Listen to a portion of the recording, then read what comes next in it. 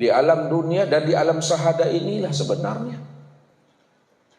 kita mesti mampu mengenali secara utuh dan sempurna Allah dan Muhammad itu pada diri kita. Kalau kita betul-betul sebagai ahli ibadah, sebagai ahli sujud, sebagai orang yang taqarruban ilallah, orang yang dekat dengan Tuhan.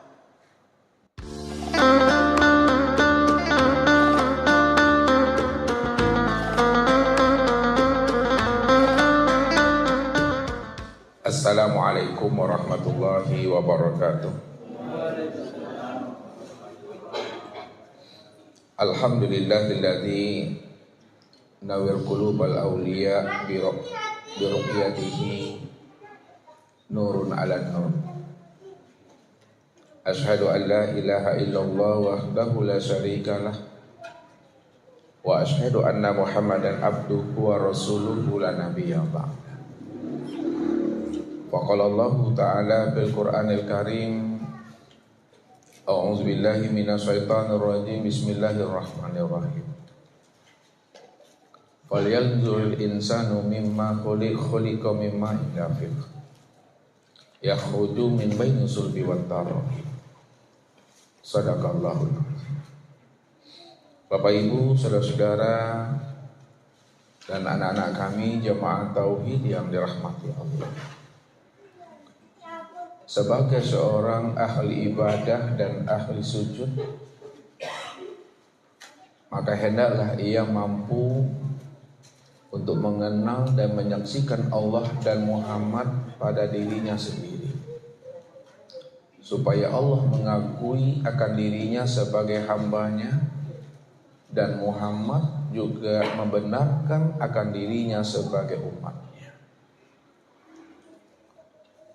Orang yang tidak mengenal Allah dan Muhammad pada dirinya, walaupun dirinya itu dikatakan sebagai ahli ibadah dan ahli sujud, maka Allah tidak akan pernah mengakui dirinya itu sebagai hambanya, dan Muhammad juga tidak mengakui dirinya itu juga sebagai umatnya.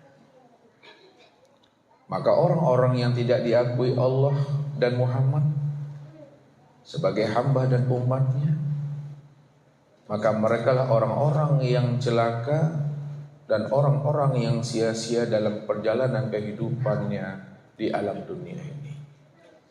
Maka merekalah yang dikatakan oleh Allah summum bukmun umyun fahum la yarji'un. Sesungguhnya mereka itu dalam keadaan tuli, dalam keadaan bisu dan buta, maka mereka tidak akan pernah tahu jalan pulang dan kembali kepada aku, kata Allah. Kalau Allah telah mengatakan dirinya dalam keadaan tuli, bisu dan buta, tentu kita bertanya dan berpikir, Bapak Ibu, apakah tuli, bisu dan buta itu adalah diri yang zahirnya? Tentu jawabannya tidak. Yang tuli, bisu dan buta itu, itulah yang dikatakan namanya diri yang batin. Diri yang batin itu yang disebut namanya diri ruhaninya. Kalau Allah telah mencap ruhaninya itu, diri yang batinnya itu yang dikatakan namanya tuli, bisu dan buta, yang tidak tahu jalan pulang dan kembali kepada Allah, maka orang yang demikian itu, kata Allah, merekalah nanti sebagai pengisi neraka jahanam itu. Mereka akan memenuhinya, baik daripada kalangan manusia maupun daripada kalangan bangsa jin. Itulah manusia dan jin yang mana batinnya itu berada dalam keadaan summum bukmun umyun fahum la yarji'un. Ini yang dijelaskan Allah dalam surat Al-A'raf ayat 179. Apa kata Allah? Walaqad zarabna li jahannama katsiran minal jinni wal ins lahum qulubun la yafqahuna biha wa lahum a'yunun la yubsiruna biha wa lahum azanun la yasma'una biha ulaika kal an'am bal hum adall ulaika humul ghafilun. Sungguh kebanyakan isi neraka jahanam itu, kata Allah, akan kami penuhi dari kalangan manusia dan jin. Kenapa isi neraka jahanam itu dipenuhi oleh kalangan manusia dan jin? Kata Allah, lahum qulubun la yafqahuna biha. Mereka itu punya hati, tapi hati mereka tidak mampu merasakan hadirnya aku pada diri mereka sendiri. Walahum a'yunun la yubsiruna biha. Mereka juga punya mata dan penglihatan, tapi mata dan penglihatan mereka tidak mampu untuk memandang, untuk menyilau dan menilik akan kezahiran dan kewujudan aku yang sudah nyata dan jelas pada diri mereka. Walahum azanun la yasma'una biha, kata Allah. Dan mereka juga kami beri namanya pendengaran, kami beri namanya telinga, kata Allah. Tapi telinga dan pendengaran mereka tidak mampu mendengarkan kalam-kalam aku yang sudah terang dan nyata pada lisan mereka. Itulah sebabnya, kata Allah, mereka itu banyak daripada penghuni neraka. Ulaika kal an'am bal hum adall. Maka keadaan diri mereka sebenarnya, kata Allah, mereka itu taubatnya sama seperti hewan ternak. Bal hum adall, bahkan lebih ternak lagi daripada hewan ternak. Ulaika humul ghafirun. Disebabkan mereka itu, kata Allah, mereka hati dan jiwanya itu lalai, tidak mengingat akan diriku, tidak mengenal akan diriku, dan tidak pula menyaksikan akan diriku yang sudah nyata, yang sudah wujud, yang sudah terang dan jelas pada dirinya sendiri, kata Allah. Maka inilah Bapak Ibu jamaah yang dirahmati Allah, di alam dunia dan di alam syahada inilah sebenarnya kita mesti mampu mengenali secara utuh dan sempurna Allah dan Muhammad itu pada diri kita. Kalau kita betul-betul sebagai ahli ibadah, sebagai ahli sujud, sebagai orang yang taqarruban ilallah, orang yang dekat dengan Tuhan. Aneh rasanya Bapak Ibu, kalau seseorang itu dekat dengan Tuhannya, dikatakan sebagai ahli ibadah dan ahli sujud, namun mereka tidak mampu mengenali Allah dan Muhammad yang sudah nyata dan terang pada dirinya. Padahal diri kita ini adalah kezahiran, tempat memandang nyata akan wujud dirinya.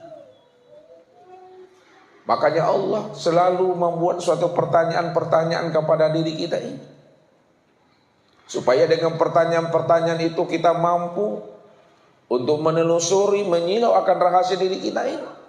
Diri kita yang sudah tenggelam, diri kita yang sudah terdinding dan terhijab dengan diri jasmani kita ini. Apa kata Allah? Ya ayyuhal insan ma gharraka bi rabbikal karim. Wahai jantung hati, wahai sekalian manusia, kenapa kamu tidak mengenal akan diriku, kata Allah. Padahal kata Allah, allazi khalaqaka fasawwaka fa'adala. Akulah yang menciptakan dan menjadikan dirimu dari tidak ada lalu menjadi ada. Aku buat kamu mendengar itu karena aku. Aku buat kamu itu bisa melihat itu karena aku. Aku buat kamu bisa berkata itu karena aku. Lalu kamu terzahir di alam dunia ini, tumbuh besar dan dewasa. Kamu bisa berbuat dan beraktivitas. Itu semuanya karena aku, kata Allah. Tapi kenapa kamu tidak mampu mengenal dan menyaksikan akan diriku yang telah nyata pada dirimu? Inilah suatu pertanyaan yang Allah lontarkan kepada diri kita ini, supaya kita mampu menyilau, supaya kita mampu menilik akan rahasia diri kita ini. Siapa diri kita ini yang sebenarnya? Kalau kita sudah tahu siapa diri kita yang sebenarnya, maka disinilah kita disebut sebagai insan yang kamil, insan yang sempurna. Dikatakan diri kita ini sebagai insan yang kamil, insan yang sempurna, karena kita telah mampu mengenal akan rahasia diri kita ini yang sebenarnya. Sehingga kita betul-betul menjadi rahmatan bil alamin dalam hidup ini. Maka tiliklah akan diriku ini yang sudah nyata dan wujud pada dirimu, kata Allah. Maka di dalam Al-Quran surat At-Tariq, Allah mengajak kembali kita berpikir. Falyanzuril insanu mimma khuliq, kata Allah. Kenapa kamu tidak mau memperhatikan akan dirimu? Dari mana dirimu itu diciptakan? Dari apa asal dirimu itu dijadikan, kata Allah. Allah langsung beri jawaban. Allah yang bertanya, lalu Allah pula yang langsung memberi jawaban kepada kita. Khuliqa mimma indafik, kata Allah. Bahwa dirimu itu diciptakan dari air yang terpancar. Air yang terpancar itu, kata Allah, yakhruju min baini sulbi wat taraib. Air yang terpancar itu, itulah air yang keluar dari sulbi ayahmu dan taraib daripada ibumu, kata Allah. Jadi malam ini Bapak Ibu, kita akan mencoba untuk menelusuri akan rahasia diri kita ini, supaya kita tahu dan sadar siapa diri kita ini yang sebenar. Supaya betul-betul diri kita ini hapus, betul-betul diri kita ini hilang, betul-betul diri kita difana di dalam keesaan akan kewujudan Allah Subhanahu wa ta'ala. Ibaratnya sama kita Bapak Ibu membuka kulit bawang namanya. Ketika kita kupas kulit bawang, tujuannya kita ingin tahu yang bawang itu yang mana. Dikupas kulitnya, setelah dikupas kulit bawang tadi itu, rupanya yang terlihat masih kulitnya Bapak Ibu. Dikupas lagi, yang terlihat juga kulitnya. Dikupas lagi, juga yang terlihat adalah kulitnya. Sampai habislah kulit bawang itu kita kupas dan kita kuliti. Bawangnya pun juga belum bersua juga lagi Bapak Ibu. Yang tinggal hanya baunya saja. Kalau tinggal baunya, maka ketika baunya telah habis dan hilang, rupanya yang kita cari itu adalah sesuatu yang tidak ada. Bawang yang kita katakan tadi itu ada, rupa wujud yang sebenarnya itu adalah wujud yang tiada. Maka sebenarnya segala yang wujud, segala yang ada, semuanya ada di dalam tiada. Dan yang tiada itulah sebenarnya wujud yang sebenarnya ada. Wujud yang sebenar ada itulah yang dikatakan namanya Tuhan. Ini yang mesti kita koreksi, yang mesti kita pahami ya, akan diri kita ini. Makanya Nabi mengajarkan kita untuk menyilau-nyilau ke dalam diri kita ini supaya kita bisa mengenal dan menemui Tuhan itu. Kalau kita buat suatu ilustrasinya Bapak Ibu, walaupun ini suatu ilustrasi, ambillah hikmah dan iktibar di balik ilustrasi ini. Ketika ada seekor ikan Bapak Ibu yang berada di dalam air, di mana ikan ini sudah 7 hari 7 malam Bapak Ibu hilir mudik, ingin mencari dan menemui air. Tapi air yang dicari dan ditemui oleh ikan ini tak kunjung berjumpa dan bersua Bapak Ibu. Namun ketika ikan itu sudah berkeliling 7 hari 7 malam untuk mencari dan menemui air, tanpa disadari oleh ikan tadi, rupanya sahabatnya ada yang bernama tunggul kayu. Ketika itulah tunggul kayu yang ada di dalam air tadi melihat sahabatnya, melihat bahasa tubuh sahabatnya itu, Ada sesuatu yang akan ia cari dan ia temui. Maka ketika itulah Tunggul Kayu tadi itu bertanya kepada sahabatnya, wahai saudaraku Ikan, apa sebenarnya yang engkau cari? Karena aku melihat dan memperhatikan dirimu seolah-olah dari bahasa tubuhmu, engkau ingin mencari sesuatu dan menemui akan sesuatu. Apa jawaban Ikan tadi? Betul wahai sahabatku Tunggul Kayu, aku sudah 7 hari 7 malam ingin mencari dan menemui air, tapi air yang aku cari dan aku temui itu sampai detik ini aku belum mampu untuk menemui air itu. Maka ketika sahabatnya Tunggul Kayu tadi itu mendengar jawaban dari Ikan, disitulah sahabatnya Tunggul Kayu itu diam dan senyum. Ketika itulah sahabatnya Tunggul Kayu tadi baru dia berfatwa, baru dia memberikan komentar, pandangan dan nasihat. Wahai sahabatku Ikan, kalau engkau ingin mencari dan menemui air itu di mana? Maka mulailah hari ini dan detik ini, hendaklah engkau itu berdiam diri, hendaklah engkau itu berwukuf ke dalam diri, hendaklah engkau itu bertafakur ke dalam diri, hendaklah engkau itu menilik, iqra, menyenta dan menyilau ke dalam dirimu. Apabila engkau mau mendengarkan nasihat, fatwa dan arahan aku ini, insya Allah kamu pasti akan mampu menemui air yang kamu cari selama ini. Begitulah nasihatnya Tunggul Kayu sebagai sahabatnya. Maka ketika itu pula lah Ikan tadi berterima kasih kepada sahabatnya Tunggul Kayu. Baiklah sahabatku Tunggul Kayu, aku berterima kasih dengan dirimu. Engkau telah memberikan pencerahan, arahan dan petunjuk bagaimana cara aku bisa berjumpa dan menemui air yang selama ini aku ingin berjumpa dengan dirinya. Mulai hari ini, saat ini, detik ini, aku tidak akan kemana-mana. Aku mulai bertafakur, berwukuf, menilik ke dalam diri. Apa yang terjadi Bapak Ibu? Setelah ikan itu berwukuf, bertafakur, iqra, menilik dan menyilau ke dalam dirinya, rupanya air yang ia cari selama ini Bapak Ibu tidak di mana-mana. Rupanya ikan itu, dirinya itu telah berada di dalam air itu. Setelah dia iqra, setelah dia itu menyilau dan menyentar ke dalam dirinya. Ini maksudnya apa?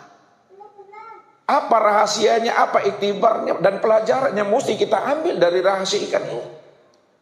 Siapa yang ingin mencari dan menemui aku, kata Allah, janganlah cari dan temui aku ke dalam gua. Jangan cari dan temui aku di dalam dasar laut. Jangan cari dan temui aku di hutan belantara, kata Allah. Tapi cari dan temuilah aku di dalam dirimu. Ana fi abdi, zahirun rabbi fi batni abdi. Aku wujud di dalam dirimu. Nyatanya dan zahirnya diriku ini betul-betul ada, nyata dan wujud di dalam rahasia batinmu, kata Allah. Wa'lamu anna fikum Rasulullah, ketahuilah olehmu sesungguhnya aku telah wujud dan terang serta jelas ada di dalam dirimu. Maka begitulah Allah mengajarkan kita supaya kita mampu menilik akan rahasia diri kita ini, supaya kita tahu dan mengenal serta menyaksikan Allah dan Muhammad itu betul-betul sudah nyata pada diri Bapak Ibu semuanya. Maka bacalah alam pada diri, bacalah diri di dalam diri. Di dalam diri ada diri, dalam diri ada rahasia diri. Di dalam rahasia diri itulah aku, kata Allah. Ana fi nuri, aku ada di dalam nur itu. Dan nur itu tiada lain adalah aku, kata Allah. Maka inilah Bapak Ibu, ya, kita mencoba untuk melakukan penelusuran tentang rahasia diri kita ini, supaya pencarian kita selama ini, sepanjang hidup kita ini tidak sia-sia Bapak Ibu. Dan ibadah kita, pengabdian kita betul-betul ibadah dan pengabdian yang betul-betul ma'rifat. Pengabdian yang betul-betul sudah liqa, berjumpa, bersua dan bertatap wajah dengan Tuhan itu sendiri.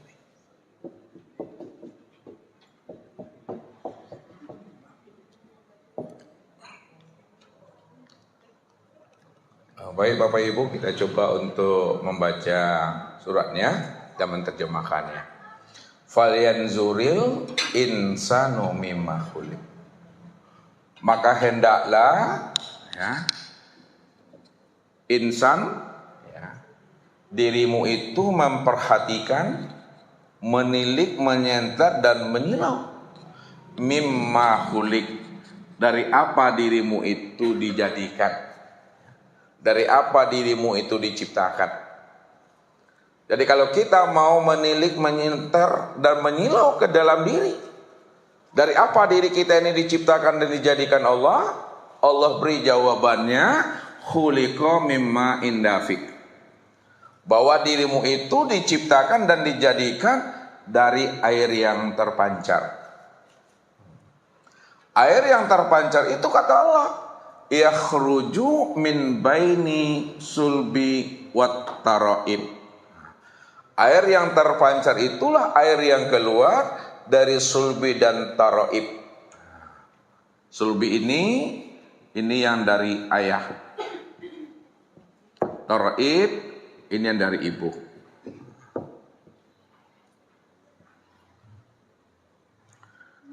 Jadi ketika terjadinya junub antara ayah dengan ibu, maka disitulah air itu terpancar.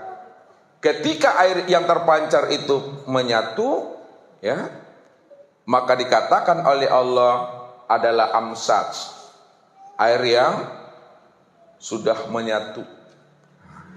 Air yang menyatu itu, ini yang disebut namanya dengan bahasa ilmu tauhid, namanya adalah ma'ul hayat. Ma'ul hayat. Ma'ul hayat itu artinya air yang hidup. Jadi air yang hidup itu, ya, sesuai dengan firman Allah ini, itu yang dikatakan air yang terpancar, yang keluar dari ayah dan ibu, sulbi wa taraib. Ya. Ini yang katakan juga namanya amsaj, dari setetes air yang sudah menyatu atau bercampur namanya. Di dalam bahasa tauhid disebut namanya maul hayat. Maul hayat ini adalah air yang hidup. Air yang hidup ini Bapak Ibu di dalam Al-Quran disebut namanya nutfah. Air yang hidup ini disebut namanya nutfah.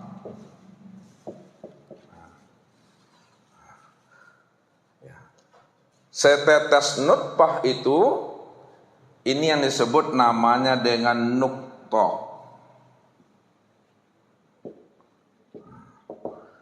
Satu tetes nutfah itu yang disebut namanya nuqtah. Ya. Nuqtah itulah yang disebut namanya dengan Nur Muhammad.